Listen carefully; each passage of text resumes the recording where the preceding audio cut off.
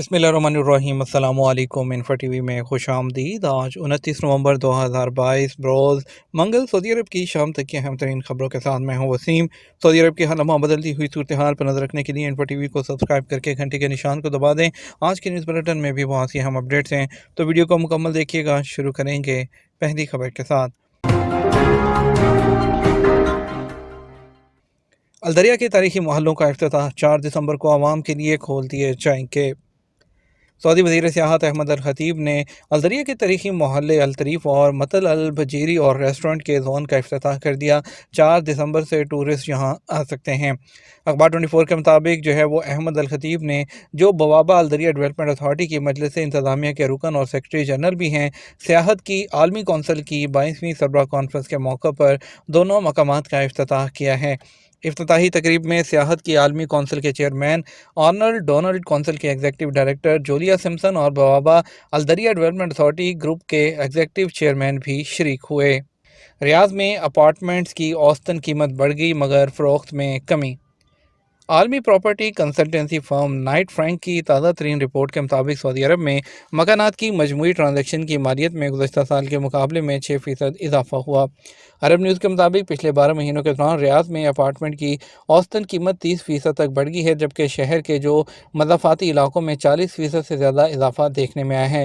Night Frank کے مطابق اس کے نتیجے میں ہاؤسنگ ڈیلرز کی تعداد میں کمی آئی ہے اور اس سال گھروں کی فروخت کا والیوم 24% تک کم ہوا۔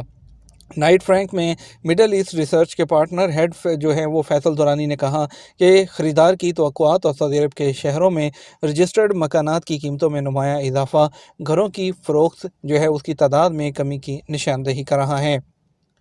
ریاض میں اونٹ گاڑی سے گر کر مصروف شاہراہ پر بھاگنے لگا۔ سعودی دارالحکومت ریاض میں مشتعل اونٹ نے ٹریفک کا نظام درہم برہم کر دیا۔ ویڈیو سوشل میڈیا پر وائرل ہوگی۔ العربیہ نیٹ اور الاخباریہ چینل کے مطابق ریاض سرکولر روڈ پر جو مصروف اوقات ہیں اس کے دوران ایک اونٹ وہ بھاگ رہا تھا، جبکہ اس کا مالک اسے روکنے کی کوشش میں اس کے پیچھے بھاگ رہا تھا۔ شاہراہ پر ٹریفک کے باعث مالک کو اونٹ کو پکڑنے میں مشکل پیش آئی، تاہم کوئی بڑا ایکسیڈنٹ رونما نہیں ہوا۔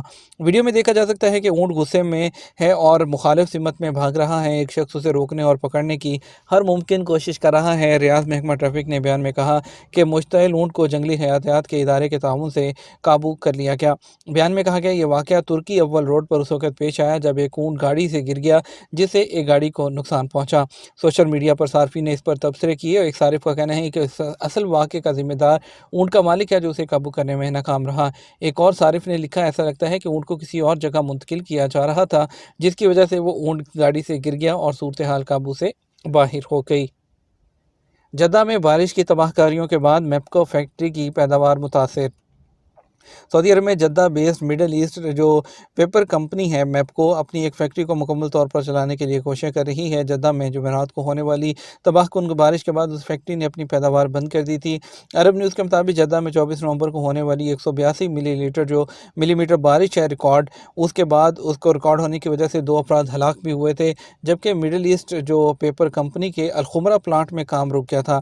مڈل ایسٹ پیپر کمپنی کے بیان کے مطابق تقریباً 40% پیداوار 48 گھنٹوں کے اندر آن لائن ہو گئی تھی، تاہم مڈل ایسٹ پیپر کمپنی کا اندازہ ہے کہ فیکٹری کو پوری صلاحیت سے کام کرنے میں 5 دسمبر تک کا وقت لگ سکتا ہے۔ بیان میں کہا گیا کہ کمپنی کی کچھ لاجسٹک سرگرمیوں پر اثر ہونے کے باوجود کوئی انسانی نقصان نہیں ہوا ہے۔ معمر شخص کو تھپڑ مارنے کی ویڈیو وائرل، شہری کو گرفتار کر لیا گیا۔ سعودی عرب میں بہا پولیس نے سماجی تقریب کے دوران ایک بوڑھے شخص کو تھپڑ مارنے والے سعودی شہری کو گرفتار کر لیا۔ تقریب میں معمر شخص کو تھپڑ مارے جانے کی ویڈیو سوشل میڈیا پر وائرل ہو گئی تھی۔ العربیہ نیٹ کے مطابق بہا پولیس نے بیان میں بتایا کہ ابتدائی تحقیقات سے یہ بات ثابت ہوگی کہ فریقین میں پہلے سے کسی بات پر جھگڑا تھا۔ بیان میں کہا گیا کہ معمر شہری کو تھپڑ مارنے والے کو قانونی کارروائی کے بعد پبلک پروسیکیوشن کے حوالے کر دیا گیا ہے۔ سوشل میڈیا پر وائرل ویڈیو میں دیکھا جا سکتا ہے کہ سعودی شہری سماجی تقریب کے دوران ایک بوڑھے شخص کو تھپڑ مار رہا ہے۔ سوشل میڈیا صارفین نے سعودی عرب کی سماجی روایات کے خلاف واقعے پر شدید رد عمل کا اظہار کیا اور بوڑھے شخص کو تھپڑ کے عنوان سے ہیش ٹیگ جاری کر دیا۔ دمام اور قطیف میں بس سروس کے دوسرے تجرباتی مرحلے کا آغاز۔ सऊदी अरब में अलशर्किया म्यूनसिपैलिटी ने दमाम शहर और अलकतीफ कमिश्नरी के लिए बस सर्विस के दूसरे तजर्बाती मरहले का आगाज़ कर दिया। आतल वेबसाइट के मुताबिक दमाम और अलकतीफ में बस सर्विस का पहला मरहला रवा साल 1 अक्टूबर को साबको ने शुरू किया था। दूसरे तजर्बाती मरहले के तहत शुमाली अलखुबर, track 2, track 7, दमाम king Fahad airport, track 8 और दमाम इंडस्ट्रियल सिटी 2 के मुसाफरों को फ़ायदा होगा। इन ट्रैक्स के स्टैंड हतमी तौर पर मुतय्यन कर दिए गए हैं। अलशर्किया म्यूनसिपैलिटी ने पब्लिक ट्रांसपोर्ट बस प्रोजेक्ट के लिए मोबाइल एप्लीकेशन तैयार की है, जिसे हाफलात अलमंतिका अलशर्किया का नाम दिया गया है। ये एप्लीकेशन एंड्रॉयड और एप्पल से डाउनलोड की जा सकती है। ऐप के ज़रिए सार्फिन टिकट हासिल कर सकते हैं, बसों के रूट चेक कर सकते हैं और अपनी लोकेशन से गुजरने वाली करीब तरीन बस का नंबर और इस हवाले से तमाम मालूमात एप्लीकेशन के ज़रिए हासिल कर सकते हैं। खुरूज अदा की तौसीक़ के लिए कार्रवाई मुकम्मल ना होने पर क्या किया जाए। सऊदी अरब में इमिग्रेशन कवानीन के तहत यहाँ रहने वाले गैर मुल्कियों को छुट्टी पर जाने के लिए एग्ज़िट एंट्री वीज़ा चाहिए होता है, जबकि हमेशा के लिए जाने के लिए फ़ाइनल एग्ज़िट वीज़ा, जिसे अरबी में खरूज नहाई कहते हैं, वो चाहिए होता है। एग्ज़िट एंट्री के इजरा के वक्त 2 माह की फ़ीस जमा कराई जाती है, जो कि 200 रियाल होती है, जबकि फ़ाइनल एग्ज़िट के लिए कोई फ़ीस नहीं होती। उसके लिए सिर्फ आपका इकामा और पासपोर्ट वैलिड होना चाहिए। घरेलू मुलाजिम के वीज़े पर सऊदी अरब में मुकीम एक गैर मुल्की ने जो वजाहत के ट्विटर पर इस्तफसार किया है कि खरूज अदा पर गया हुआ हूँ, वीज़ा एक्सपायर होने से पहले स्पॉन्सर से यानी कफ़ील से कंपनी से 2 माह की तौसीक़ की दरख्वास्त की थी। स्पॉन्सर ने यकीन दिलाया कि तौसीक़ कर दी है, मगर मेरे पास कोई मैसेज नहीं आया। जब कफ़ील से पूछा तो उसने सिस्टम में चेक करके बताया कि तौसीक़ नहीं हुई, अगरचे 2 माह की फ़ीस बैंक के ज़रिए जमा की थी। मालूम ये करना है क्या खरूज अदा एक्सपायर हो गया और ममनुआ कैटेगरी में शामिल कर दिया गया है या नहीं। सवाल के जवाब में जवाज़ात का कहना था कि खरूज अदा की खिलाफ वर्जी ऐसे तारकीन पर आयद होती है जो मुकर्रर वक्त पर वापस नहीं आते।